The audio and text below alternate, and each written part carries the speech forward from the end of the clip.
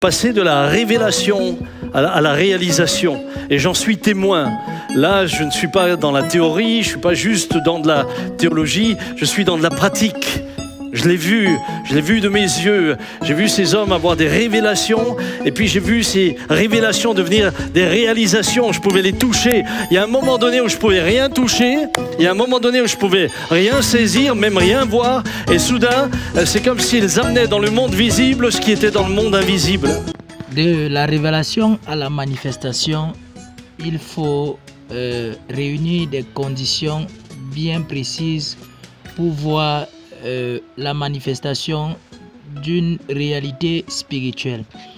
Recevons plus de lumière avec le pasteur et n'oubliez pas de vous abonner pour des prochaines vidéos.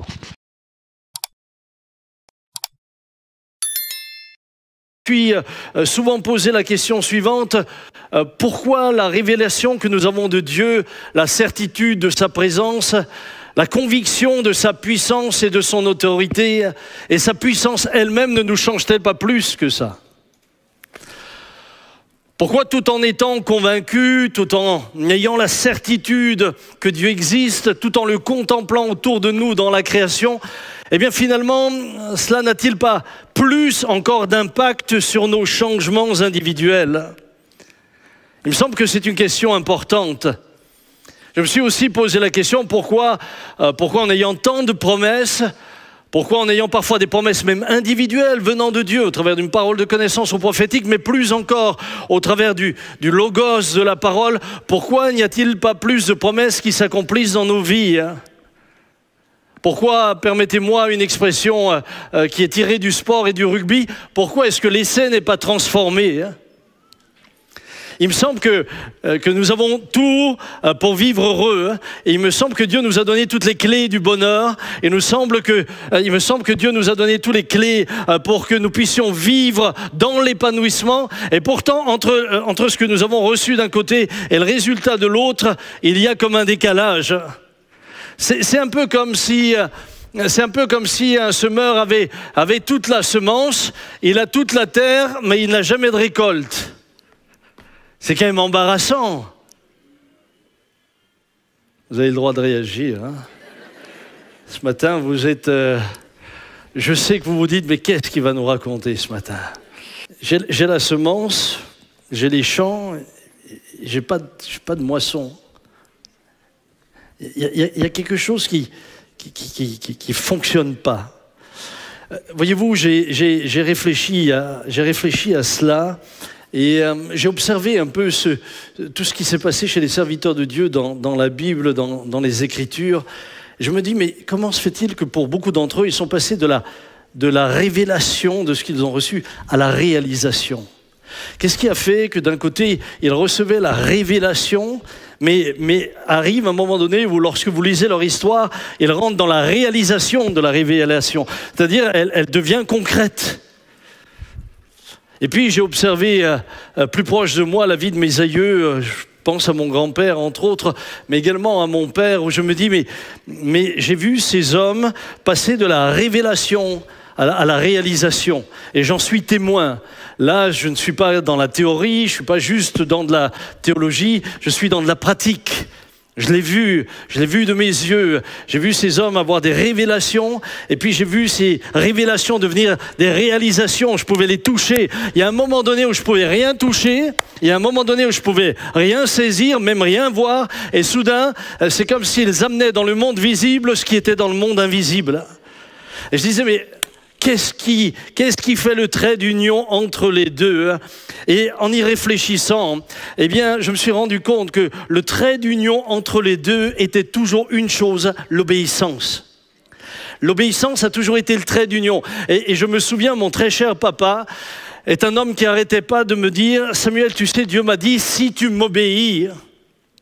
Si tu m'obéis, tous les membres de ma famille sont témoins de cela, toute l'équipe pastorale est témoin de cela. Il n'arrêtait pas de dire, si tu m'obéis. Il dit, n'oublie jamais que l'obéissance est capitale. L'obéissance, c'est ce qui va changer et transformer les choses. Entre le moment où Dieu se révèle à un homme comme son Dieu et le moment où cet homme est transformé à l'image du Dieu qui s'est révélé à lui, il y a l'obéissance. L'obéissance, c'est ce qui va amener ce qui est dans le monde invisible, dans le monde visible, dans le monde surnaturel, dans le monde naturel. L'obéissance, c'est ce qui va amener la transformation d'un royaume dans un autre royaume. Il va y avoir un transfert d'un royaume dans un autre royaume, mais les choses vont être concrètes. Les choses ne sont pas abstraites. On n'est pas seulement dans du discours, on est dans quelque chose d'extrêmement concret. Entre le moment de la promesse de Dieu et de son accomplissement, il y a toujours cet intermédiaire de l'obéissance. Entre Abraham, qui sera nommé Abraham, père d'une multitude, alors qu'il avait une femme stérile, et Abraham qui quitte Ur en Chaldée vers le pays où coule le lait et le miel. Entre ces deux, il y a un trait d'union qui va amener de la révélation à la réalisation. Et ce trait d'union, c'est l'obéissance. Regardez dans Hébreux 11, verset 8. C'est par la foi qu'Abraham obéit. Mais, mes amis, la foi sans l'obéissance est sans force. La Bible dit que la foi sans les œuvres est morte. La foi sans l'obéissance est sans substance. Proclamer que nous avons la foi ne change absolument rien et ne va jamais amener la transformation de ce qui est spirituel en ce qui est naturel. Il y a un moment donné où il y a là l'obéissance, c'est par la foi qu'Abraham obéit à l'appel de Dieu en partant vers un pays qu'il devait recevoir en héritage, et il partit sans savoir où il allait. La foi, bien-aimée, ne peut être abstraite. La mise en œuvre par l'obéissance de ce que nous croyons par la foi est la démonstration que nous avons la foi. Une foi qui ne fait pas de démonstration par l'obéissance, c'est une foi morte. La foi fait la démonstration de votre foi se fait par l'obéissance. Et dans le cas d'Abraham, il est quand même notable de relever que, alors que Dieu lui donne une révélation, tu vas devenir le père d'une grande nation, lui est marié à une femme qui est stérile. Entre le moment où il entend et il a la révélation et le moment de la réalisation, il y a toute l'obéissance. Et il y a juste un moment où il a fait un détour, et ce détour, on le sent encore aujourd'hui.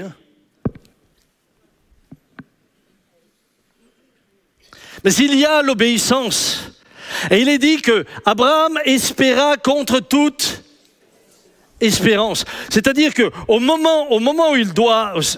Vous savez, il faut vous remettre dans le contexte. La révélation, il l'a à 70 ans. On est à 100 ans. Rien ne s'est passé. Sarah a 90 ans. Tu as la révélation. Mais tout ce que ton intelligence te dit, tout ce que tes 5 sens te disent, c'est impossible. Impossible pour différentes raisons. Impossible parce que ce que tes yeux voient disent c'est impossible. Quand tu regardes ta femme à 90 ans, je ne sais pas quel genre de... Oui, ma femme me dit quel genre c'est vrai. C'est vrai, mais je constate déjà maintenant. Non, chez moi, pas chez elle.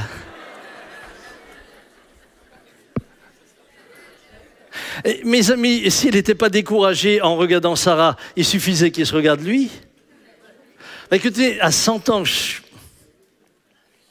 franchement, Claude,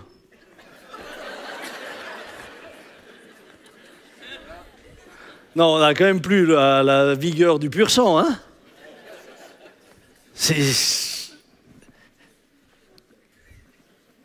Il y a la révélation. Et entre la révélation et la réalisation, il y a l'obéissance. Et l'obéissance, sans garantie, si ce n'est la promesse de Dieu. L'obéissance sans signe. Sarah ne va pas en rajeunissant, Sarah va en vieillissant. Abraham ne va pas en rajeunissant, Abraham va en vieillissant. Mais il persévère dans l'obéissance. Il espère contre toute espérance. Ce matin, et c'est mon premier point, j'aimerais nous faire passer du discours à l'action. Frères et sœurs, du discours à l'action. La vie chrétienne est concrète. La vie chrétienne est faite d'actes concrets. La vie chrétienne, c'est pas de l'abstrait. J'ai parfois le sentiment que les chrétiens sont dans de la magie. Les choses doivent se faire toutes seules. Je vais vous dire que vous allez avoir votre part. Vous allez avoir dans votre part votre responsabilité. Hello! Ah ça, nous, on préfère tout ce qui est un peu magique. Hein? On prie, ça se fait tout seul. Mais dans l'Écriture, entre la révélation et la réalisation, il y a l'engagement, il y a la mise en œuvre, il y a l'obéissance, et il y a parfois le risque de l'obéissance. Et si vous ne voulez pas de cela, vous êtes comme celui qui a la semence, il a le champ, mais il ne fait pas le pas du semeur. C'est-à-dire qu'il ne répand pas la semence dans le champ. Tu peux avoir la semence, tu peux avoir le champ, tu peux avoir tous les éléments. Si tu ne fais pas ce qu'il faut pour que la semence puisse lever, il n'y aura jamais de récolte. Mais à chacun de nous, il paraît logique qu'il n'y ait pas de récolte lorsqu'un paysan n'ensemence pas son champ. Pourtant, nous sommes très illogiques spirituellement, parce que très souvent, nous sommes cet agriculteur-là. Très souvent, nous avons la révélation, mais nous ne faisons pas ce que Dieu attend pour que cette révélation devienne un jour une semence qui produise une moisson et une récolte. Et c'est exactement ce à quoi je veux nous amener ce matin, du discours à l'action. Écoutez ce que dit Jésus. Jésus dira, Matthieu 7, 21, « Ceux qui me disent « Seigneur, Seigneur » n'entreront pas tous dans le royaume des cieux. » Notez bien, ceux qui me disent « Seigneur, Seigneur » n'entreront pas tous dans le royaume des cieux, mais celui-là seul qui fait la volonté de mon Père qui est dans les cieux. Celui-là seul qui fait. Faire, c'est passer à l'action. C'est obéir à un ordre, c'est faire. Jésus est, et j'aimerais vous le dire à chacun, et je me le dis, Jésus est sans ambiguïté. Le discours est sans valeur s'il n'est pas accompagné de l'obéissance qui se traduit par faire la volonté de Dieu. Il dira la chose suivante. Dans Matthieu 21, verset 28, « Que vous ensemble, un homme avait 2 fils, et s'adressant au premier, il dit, « Mon enfant va travailler aujourd'hui dans ma vigne. » Il répondit, « Je ne veux pas. » Ensuite, il se repentit et il alla. S'adressant à l'autre, il dit la même chose, et ce fils répondit, « Je veux bien, Seigneur. » Et il n'alla pas. Lequel des deux a fait la volonté du Père? Ils répondirent, le premier. L'intention d'obéir n'est pas encore l'obéissance. L'intention d'obéir n'est pas encore l'obéissance. Et il y a énormément d'enfants de Dieu qui sont dans l'intention, mais pas dans l'action. Ils sont toujours dans l'intention. Ah, si le Seigneur fait ceci, si le Seigneur me guérit, si le Seigneur me donne, si le Seigneur me bénit, alors je ferai. Ça, c'est l'intention. Mais j'ai vu souvent Dieu répondre et pourtant ils ne sont jamais allés plus loin que l'intention. L'intention, bien-aimée, vous amène toujours à une forme de stérilité spirituelle si vous restez juste dans l'intention. Il y a un moment donné où de l'intention, il vous faut passer à l'action. Et l'action, vous allez y entrer par l'obéissance. C'est important que nous soyons conscients de cela. La vie chrétienne est une vie d'obéissance au quotidien. Oui, frère, vous savez, je vais voir pour arrêter ceci ou cela. Je vais faire des efforts pour ceci ou cela. Ça, c'est l'intention. Alors vous allez me dire, mais tout commence par une intention. Peut-être, mais si tu restes dans l'intention, tu ne transformeras jamais la révélation en réalisation. Tu finiras frustré parce que tu as cru beaucoup de choses qui ne se sont jamais réalisées. Et c'est incroyable le nombre d'hommes et de femmes frustrés dans leur foi que je rencontre. C'est incroyable le nombre de femmes frustrées, parfois déçues de la vie chrétienne. Mais ce n'est pas que la vie chrétienne est décevante, c'est que leur manière de concevoir la vie chrétienne les a amenées à la déception et à l'échec. Parce qu'ils sont toujours encore comme ce paysan. Ils ont le blé, ils ont le champ, mais ils ne font pas l'intermédiaire pour que ce champ devienne le lieu de réalisation d'une belle récolte. Entrez dans le royaume de Dieu, dit Jésus. Matthieu 7, 21, ceux qui me disent Seigneur, Seigneur, n'entreront pas tous dans le royaume des cieux. Voyez-vous, très souvent quand on pense au royaume des cieux, on pense surtout à la vie après la vie. C'est-à-dire que pour nous, entrer dans le royaume de Dieu, c'est rentrer un jour dans la présence de Dieu. C'est rentrer un jour dans le ciel. Le jour où nous mourrons, nous serons sauvés. Il y a d'ailleurs une réponse que Jésus donne à un jeune homme riche. Il dit à ses disciples, en vérité, je vous le dis, il est difficile à un riche d'entrer dans le royaume des cieux. Alors, c'est vrai que ce récit a comme objectif premier l'entrée dans la vie éternelle. Mais il y a plus que cela. Il y a plus que cela. Et c'est à cela que j'aimerais ce matin, que vous soyez ici dans ce lieu, ou que vous soyez en direct avec nous sur le net, vous rendre conscient. C'est que le royaume des cieux n'est pas seulement quelque chose à venir. Le royaume des cieux est déjà un royaume présent. Observez ce que Jésus dit dans Luc 10, 8.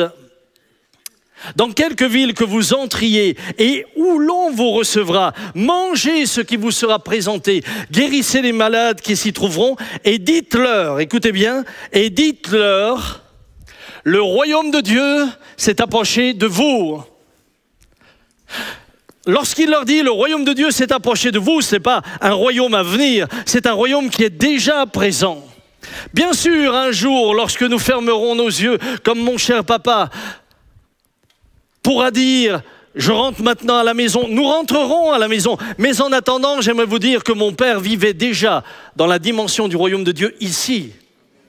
Pourquoi? Parce que quand les malades sont guéris, quand les démons sont chassés, quand des hommes et des femmes sont libérés ou des vies sont transformées, ce n'est pas l'action naturelle, mais c'est l'action du royaume de Dieu. Qui naturellement peut guérir un malade en lui imposant les mains? Personne. Qui de son propre chef peut décider de chasser un démon? Aucun. Au contraire, vous risquez d'avoir de mauvaises expériences. Mais quand le royaume de Dieu est en vous et avec vous par le Saint-Esprit, alors vous amenez le royaume de Dieu par la foi et l'obéissance auprès de ceux qui vous entourent. Soudain, par votre foi et votre obéissance, c'est-à-dire la mise en pratique de ce que vous croyez, Dieu permet des signes, et ces signes leur annoncent la présence d'un royaume qui est celui de Dieu lui-même. Le jeune homme riche, permettez-moi quand même de revenir là-dessus, puisque il est vrai qu'il ne faut jamais sortir un texte de son contexte, sous peine de le voir devenir un prétexte, ce qui peut amener à des hérésies. Mais quand vous y réfléchissez, l'enjeu, c'est que faut-il faire pour entrer ou pour avoir la vie éternelle? Jésus, lui, rappelle tout d'abord tous les principes des grands commandements. Et il dira, j'ai observé toutes ces choses depuis ma plus tendre enfance. Et puis lui, il dit, il te manque plus qu'une chose. Va, vends tous tes biens, viens et suis-moi. Et la Bible nous dit que ce jeune homme repartit triste. Maintenant, laissez-moi vous emmener dans ma réflexion. Ce jeune homme était tout proche du royaume des cieux, pas seulement à venir, mais présent dans la personne de Jésus. Par son incapacité d'obéir à ce que Jésus lui disait en disant, non pas « vends tous tes biens et donne-les-moi », mais quand les gens vous disent « vends tous tes biens et donne-les-moi », vous avez affaire à un gourou. Hein? Non, Jésus dit « va, vends tous tes biens et donne-les aux pauvres ».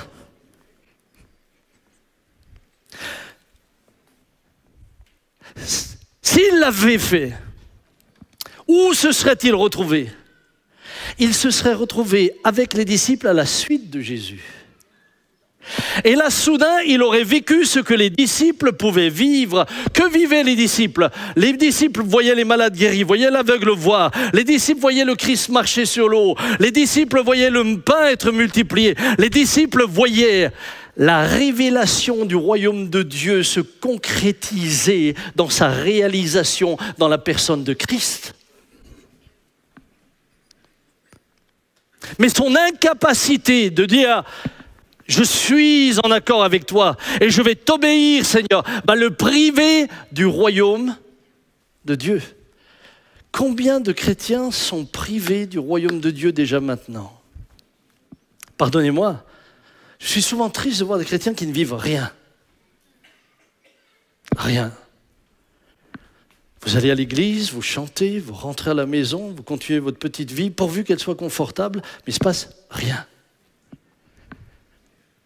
Il y a un moment donné où, bien-aimés, il est bon que nous nous posions des questions. Il est bon que nous nous arrêtions. Il est bon que, finalement, nous nous disions pourquoi il ne se passe rien. Pourquoi ne puis-je aller plus loin? Là où les disciples pouvaient se réjouir, là où les disciples pouvaient célébrer Dieu pour les guérisons, lui repartira tout triste. Certes, il garde ses richesses, mais pour quelle vie? Pour quelle vie? Remarquez que les disciples, eux, quand Jésus leur a dit de le suivre, ils ont tout laissé pour le suivre. Ils ont exactement fait ce que le jeune homme riche ne voulait pas faire. Ils ont laissé leur barque, ils ont laissé leur filet. En d'autres mots, ils ont laissé tout ce qui faisait leurs ressources économiques pour le suivre. Qu'est-ce que ça veut dire? Ça veut dire qu'ils ont traduit leur foi en actes. Ils ont cru en lui, ils ont cru en sa parole, ils ont agi selon sa parole et ils sont entrés déjà, présentement, sur terre, de manière factuelle. Et j'aimerais dire peut-être aux amis qui sont là pour la première fois, j'aimerais vous dire, l'évangile est extrêmement factuel. L'évangile, c'est extrêmement concret. Très souvent, quand les gens parlent de la foi ou de la religion, c'est toujours, on a le sentiment que tout est abstrait. Moi, j'aimerais vous le dire, pas seulement parce que je lis la Bible, mais parce que je le vis. L'évangile se traduit dans votre vie quotidienne de manière extrêmement concrète. L'évangile se touche. C'est concret. Dans sa prière sacerdotale, Jésus dira « Et maintenant je vais à toi et je parle ainsi dans le monde, afin qu'ils aient en eux ma joie. Je leur ai donné ta parole et le monde les a haïs parce qu'ils ne sont pas du monde, comme moi je ne suis pas du monde. » Est-ce que vous saviez que vous n'êtes pas du monde? Dis-le à ton voisin. Dis-lui, au fond, tu es d'abord citoyen du ciel.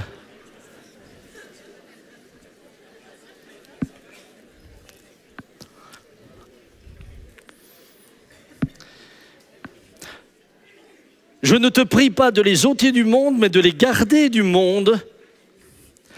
Ils ne sont pas du monde comme je ne suis pas du monde. Sanctifie-les par la vérité. Ta parole est la vérité. Tout en étant dans le monde, ils ne sont plus du monde. Tout en étant dans le royaume du monde, ils appartiennent à un autre royaume. Tout en vivant dans le royaume du monde, ils manifestent un autre royaume. C'est-à-dire, ils rendent visible un royaume que les autres ne peuvent pas encore voir. Il passe de la révélation à la réalisation. Sanctifie-les par la vérité. Ta parole est la vérité. Frères et sœurs, nous sommes transformés au contact de la parole de Dieu. La foi vient de ce qu'on entend et ce qu'on entend vient de la parole de Christ. Sanctifié, qu'est-ce que ça veut dire être saint? Être saint veut dire être mis à part. Vous avez été mis à part.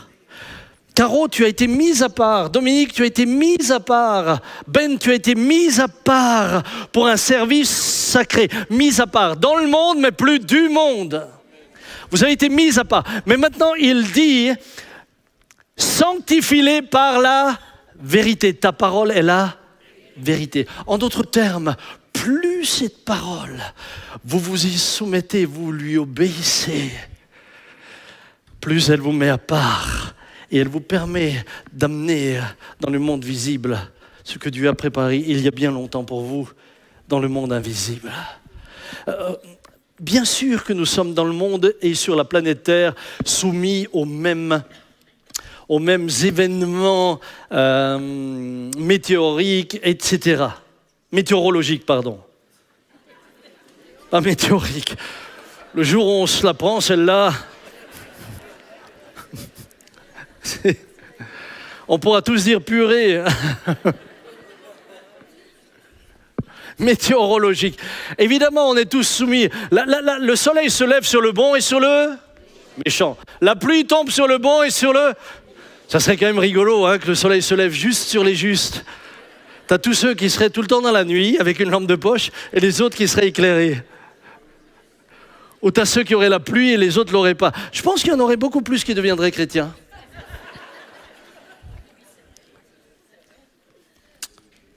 Cependant, évidemment, la loi de l'attraction terrestre, elle s'exerce aussi sur nous. Vous imaginez si ce matin, le Seigneur l'enlevait de Samuel, touc, je passerai au-dessus de vous comme un ballon. Touc. Je m'enfuis pas, je vole. C'est pas un cantique, non, c'est pas un cantique. Pardonnez-moi, je reviens à mon sujet. Mais remarquez qu'il arrive un moment donné où, oui, nous sommes aussi dans la société. Dans cette société, nous sommes soumis aux lois de la société. L'apôtre Paul le dit, que nous devons être soumis aux autorités. Ce n'est pas moi qui le dis. Ceci dit, quand parfois les lois s'élèvent contre la connaissance de Christ, alors mon obéissance à Dieu m'emmène à la désobéissance à certaines lois.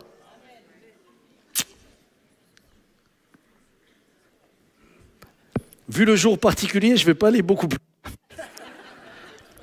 Mais j'aimerais juste vous dire que par exemple Daniel, alors qu'il avait l'une des positions les plus élevées, lorsque le décret sortira, qu'il ne pouvait plus adorer son Dieu, mais qu'il ne fallait plus qu'adorer la statue, que fera-t-il? Il continuera, il enfreindra la loi parce qu'il y avait en lui une loi supérieure. La loi de Dieu me dit de me soumettre à la loi des hommes, mais sa loi est supérieure. Et Daniel va payer le prix. Il va finir dans la fosse aux... Mais le miracle, c'est que Dieu va leur fermer la bouche. Je ne voudrais pas déraper. Bien qu'un lion, normalement, ça a une gueule. Ça a quand même dû être frustrant pour les lions. T'as le casse-croûte qui est là, t'arrives pas à ouvrir la gueule. C'est pour cela que quand les ennemis sont descendus, évidemment, ça faisait 12 heures que les autres attendaient, ils n'ont pas fait long feu. Il y a eu donc à ce moment-là une position spirituelle. Et je crois, et je m'adresse à l'Église, il y a des moments où l'Église doit être courageuse. Voyez-vous, lorsque je regarde les Actes des Apôtres, Acte 5, 28, est-ce que vous me suivez encore? Ça va? Qui est avec moi? Qui? Levez, ouais. Ah ben ça y est, je suis élu. Et bien voilà, vous avez votre premier nouveau ministre.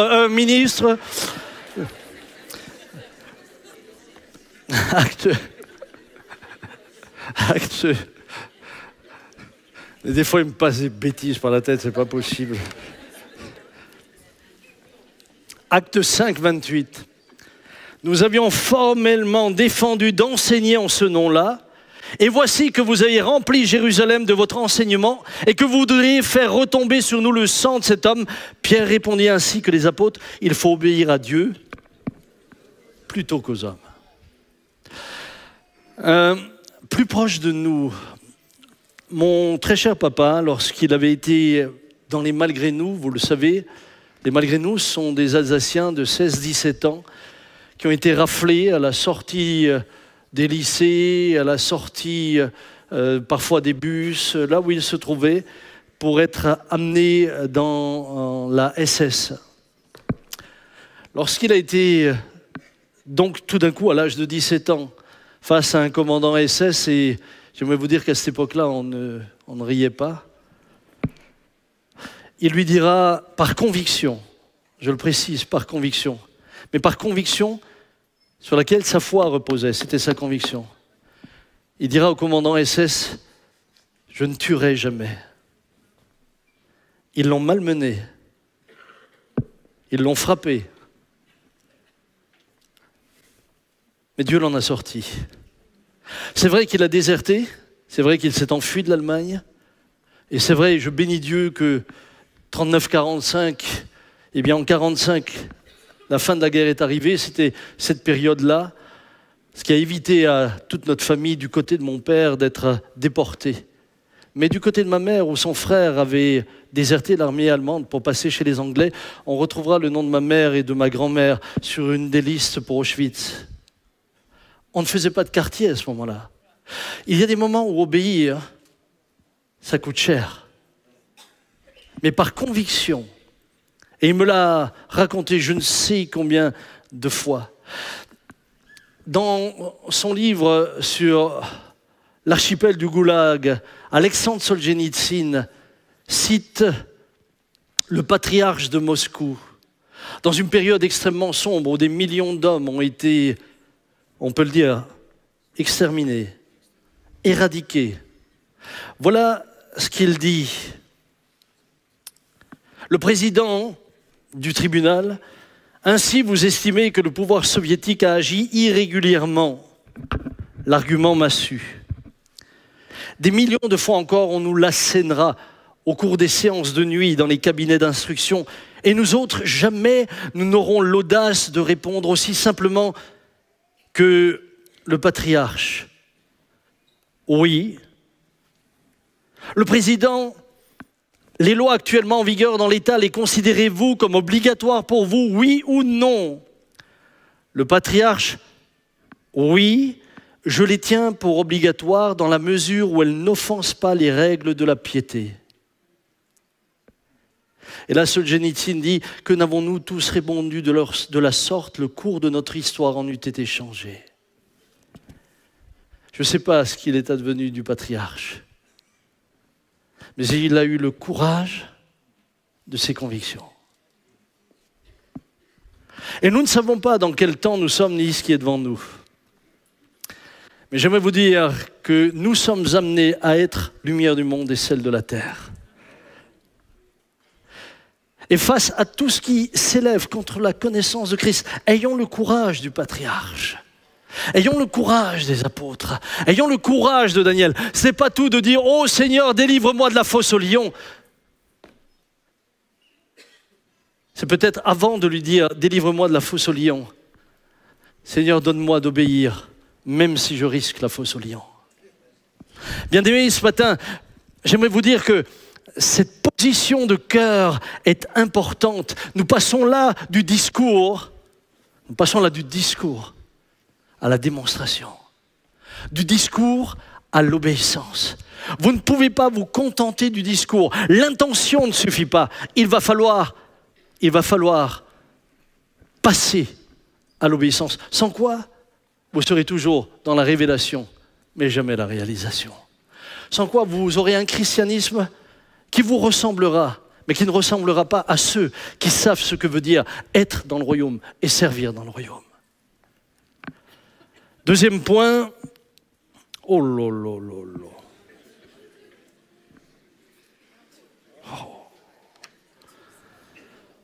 Je vous l'ai déjà dit, vous écoutez tellement lentement, on perd tellement de temps. Ah, Bertrand, dépêche-toi d'écouter. Moi, je me basais sur toi. Je pense qu'on ne va pas aller très loin ce matin.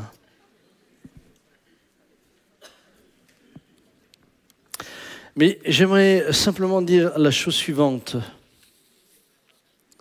Peut-être avant d'aller plus loin, je vais peut-être juste sauter un point, parce que j'aimerais arriver à un point qui me semble extrêmement important. L'obéissance, bien-aimé, et c'est mon deuxième point, pardon, c'est moi qui me suis trompé, mais je n'avais pas mis les lunettes.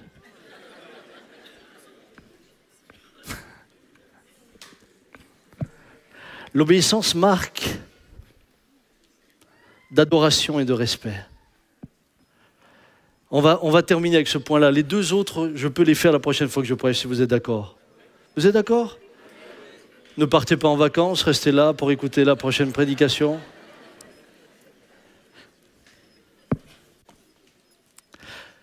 Écoutez bien, parce que pour moi, ça fait partie d'une révélation. Mais l'acte de respect et d'adoration le plus élevé se traduit par l'obéissance à la volonté de Dieu. Notez-le vous, l'acte d'adoration le plus élevé se manifeste par l'obéissance à la volonté de Dieu. Abraham, Genèse 22, verset 5. Alors que Dieu lui avait dit, « Donne-moi ton fils, ton unique, celui que tu aimes. » Celui que tu aimes. Je vous l'ai déjà dit, il y a des choses que l'on sacrifie plus facilement. S'il lui avait dit, donne-moi ta belle-mère, peut-être qu'il aurait eu moins de mal. Et là, le fils, les voilà en route. Le fils a le bois, c'est quand même terrible. Le fils porte son propre bois sur lequel il va être offert. Waouh! Le fils porte son propre bois. Et nous lisons, le jeune homme et moi, nous irons, dira Abraham, là-haut. Pourquoi?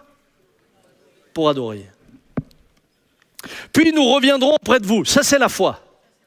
Et il ne dit pas, puis je reviendrai. Puis nous reviendrons. Chapitre 22, verset 9, lorsqu'ils furent arrivés à l'endroit que Dieu lui avait indiqué, Abraham y construisit l'autel, il disposa le bois, il ligota son fils Isaac, le mit sur l'autel par-dessus le bois. C'était quand même un fils docile, hein? Parce que moi, j'imagine ligoter Jonathan. Je pense qu'à minima, il aurait eu quelques questions. Alors l'ange de l'Éternel l'appela du ciel et dit « Abraham, Abraham !» Il répondit « Me voici !» L'ange dit « N'étends pas ta main sur le jeune homme et ne lui fais rien, car j'ai reconnu maintenant que tu crains Dieu et que tu ne m'as pas refusé ton fils, ton unique. » L'adoration et l'obéissance vont de pair. Imaginez un seul instant qu'Abraham se dise « Allez, je fais un deal. Je vais monter avec mon fils,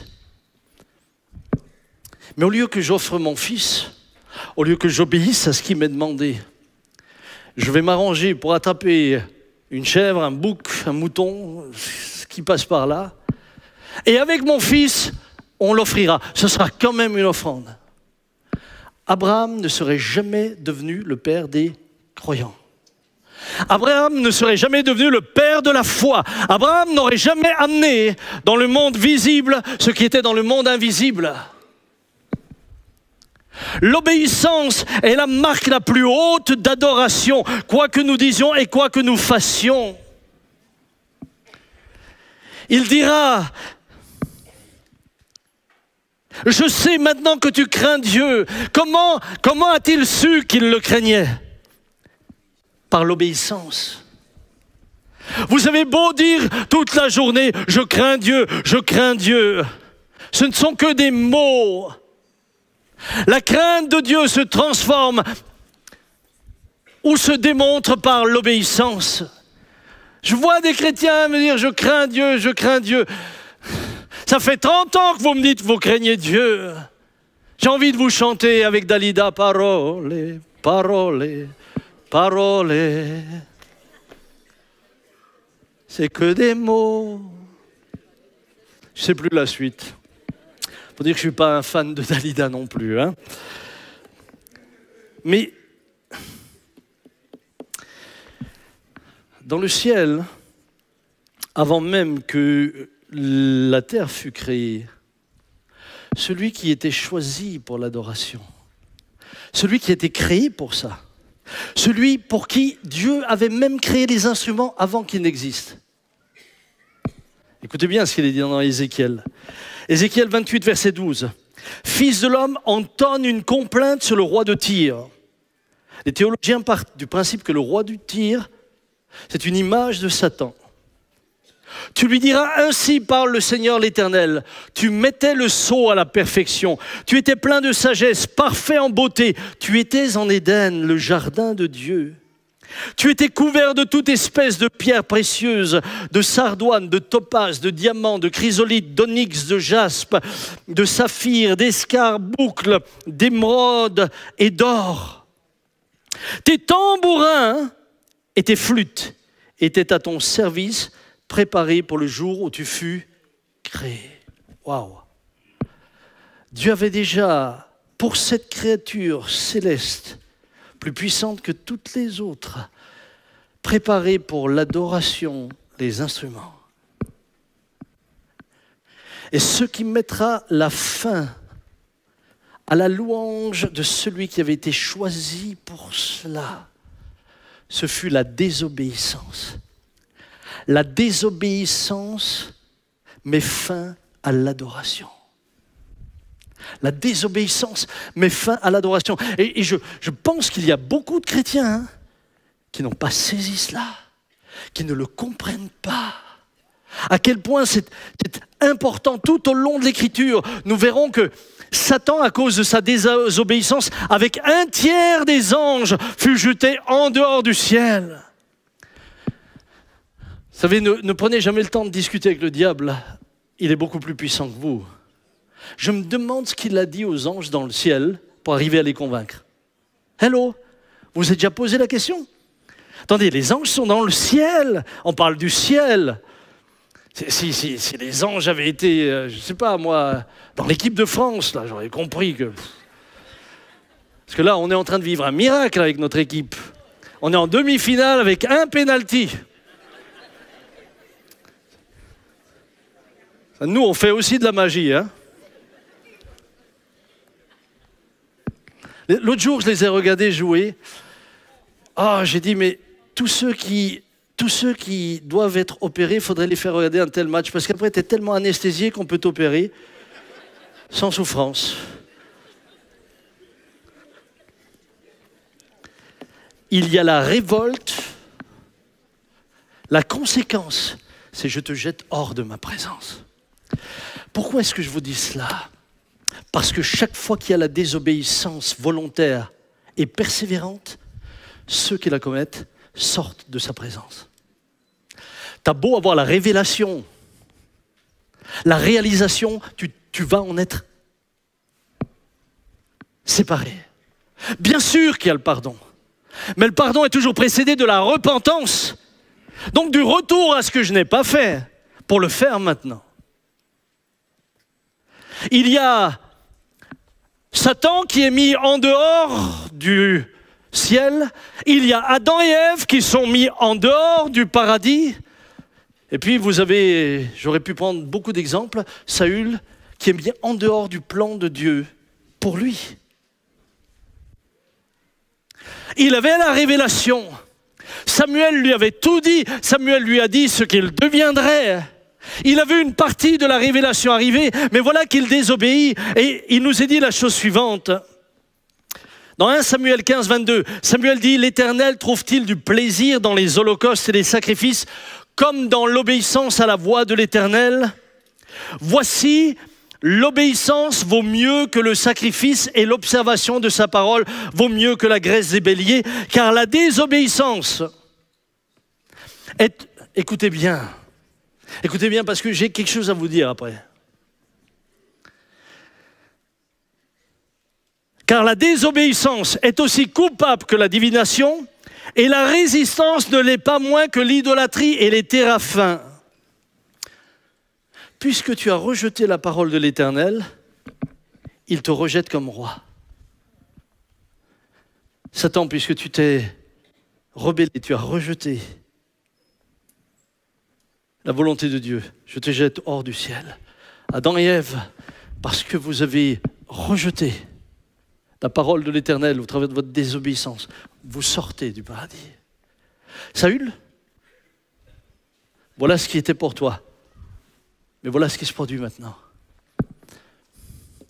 Je suis souvent surpris et étonné du nombre de chrétiens qui, quand ils entendent que quelqu'un a fait de l'occultisme ou du spiritisme, sont dans tous leurs émois. Mais c'est pas vrai. Tu as fait quoi? De la voyance? Tu as fait du spiritisme? Tu as fait de la magie? Mais c'est grave! Tu as maintenant des démons, il va falloir te libérer. Tu as besoin de délivrance. C'est fou ce qu'on en fait des tartines, hein? Hello?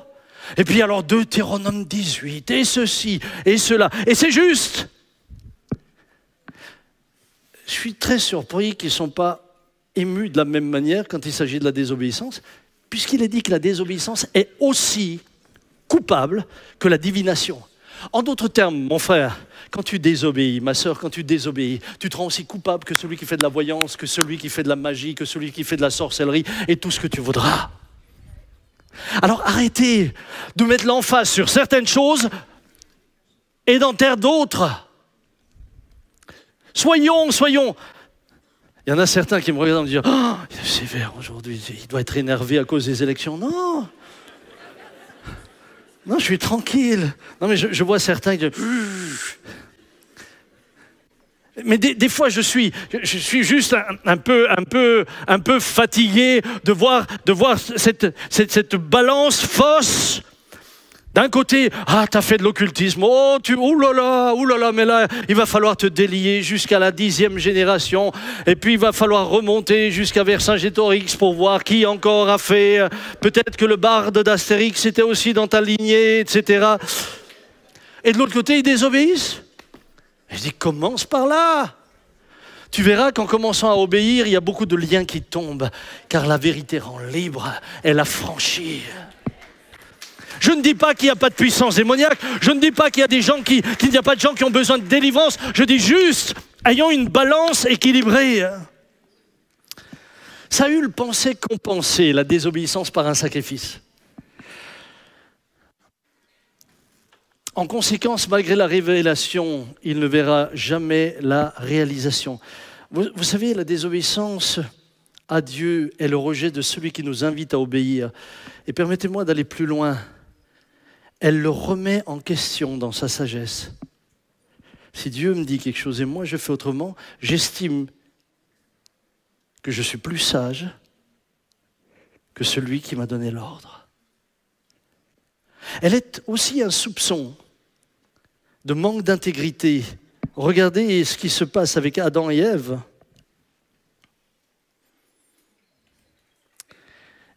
Dieu sait que si vous en mangez, vos yeux s'ouvriront et vous deviendrez comme des dieux. Dieu sait. En fait, si Dieu ne vous dit pas oui à cela, c'est parce qu'à quelque part, il ne veut pas que vous ayez cette révélation. La désobéissance, c'est la remise en question de celui qui vous a donné de l'ordre. Waouh! Alors quand il s'agit des hommes, on peut parfois se poser des questions, mais quand il s'agit de Dieu, non. Et après, tu viens avec la louange pour couvrir ta désobéissance. C'est comme si moi, je désobéis à Dominique.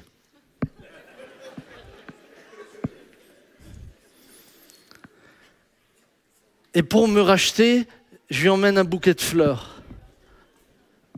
Moi, je sais ce qu'elle me dit. Je vais te les faire manger.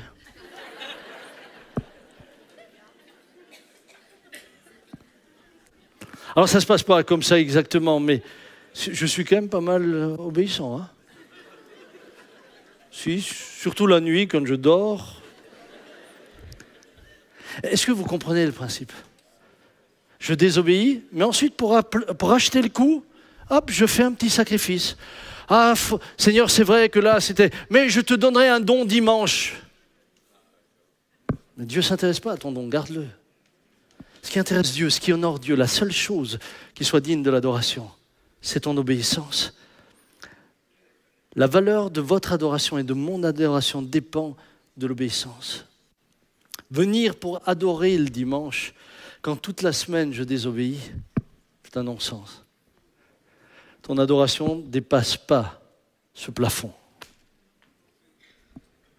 Faire ton culte personnel, louer Dieu, glorifier, lui dire « je ne sais quelle belle phrase » n'a de valeur que dans la mesure où tu obéis. Tout le reste, c'est vide. Ce matin, je vais m'arrêter là. Waouh! Vous êtes bénis aujourd'hui. Il est 25. 25. 27. Il est 27h30, comme ça on est tous d'accord, on va s'arrêter.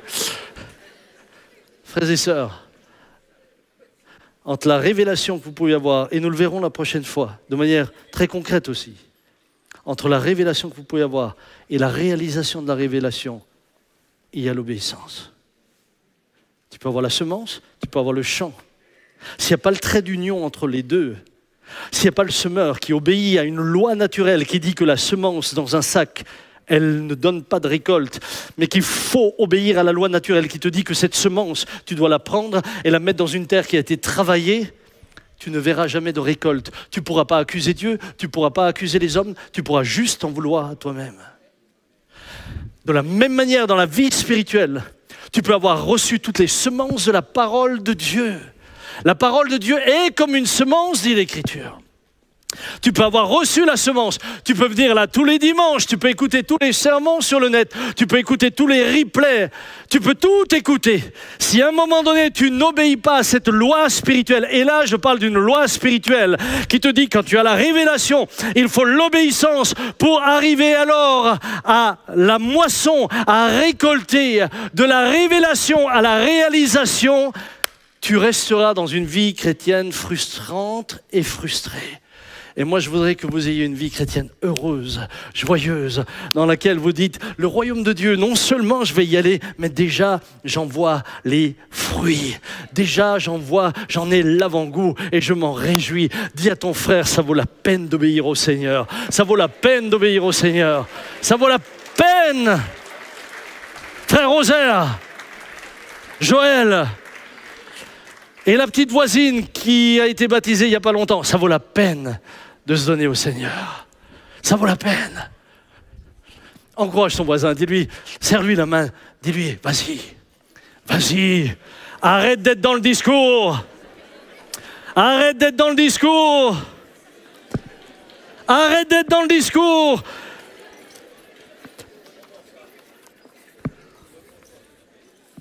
Passe du discours à l'action. Passe du discours à l'action. Si j'ai eu la grâce de vivre la jeunesse que j'ai eue, si j'ai eu la grâce avec mes frères et sœurs, puisque je ne suis pas seul, il y a encore Daniel, Karine, Michel, si nous avons eu la grâce de voir ce que nous avons vu, c'est parce qu'il y a eu un homme qui est passé du discours à l'action, du discours à l'obéissance. Jeunes gens, il y a plein de jeunes gens ici, il y a des centaines de jeunes gens et je m'en réjouis. Mais j'aimerais dire à tous les jeunes gens, waouh, du discours passé à l'action. Ça vaut la peine d'obéir. J'ai appris à obéir. Et je vais vous l'expliquer la prochaine fois. C'est pas toujours facile, c'est pas toujours évident, c'est pas toujours naturel. Mais il y a un principe spirituel. C'est que si tu n'obéis pas, tu sors du projet.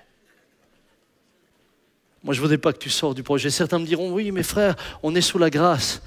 D'autant plus. Si Jésus n'avait pas obéi, et jusqu'à la mort de la croix, nous ne serions pas là. Que le Seigneur nous aide.